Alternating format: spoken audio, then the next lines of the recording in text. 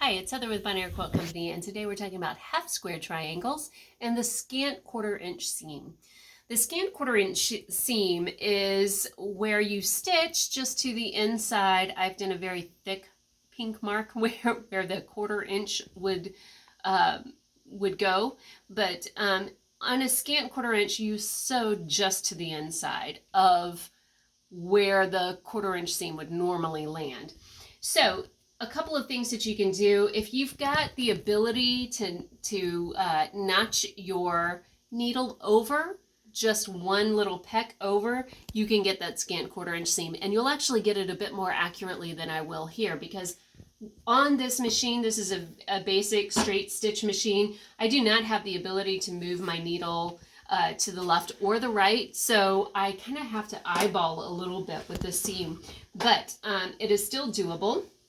And I'm going to show you how to do it. So if you've got your marking for down the center of your half square triangle, and you're not going to stitch it that way, and you would line up, normally you would line up your marking with the edge of your quarter-inch foot. This is, normally what we would do.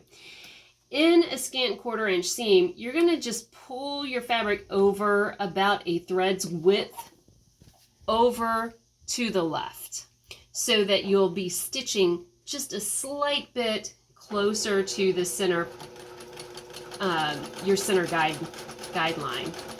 And just take it slow. You don't have to rush. This isn't anything you have to barrel through. It's not a race, anything like that.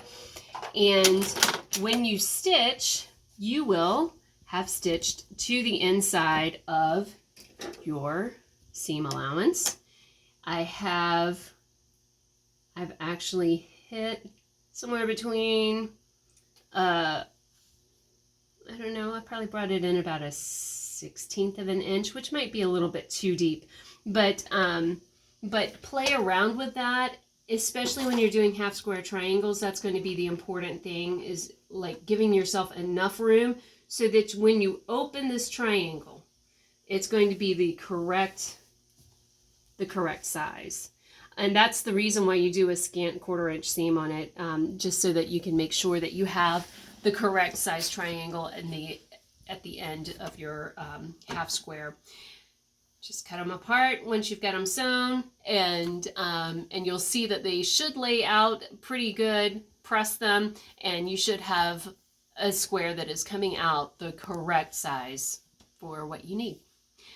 Anyway, show us what you're doing, especially if you're doing some stuff or have some tips on half square triangles, or have a better way of doing a scant quarter-inch seam. We'd love to see it. Just go ahead and share it with us. Twitter, Facebook, Instagram, any of those things. I always love to see what other people do, because we all do things slightly differently. Go ahead, head over to binaryquiltco.com, sign up for our newsletter. We've always got coupon codes going out and various other sorts of things, so we would like to see you there as well. We hope you have a great day, and happy sewing.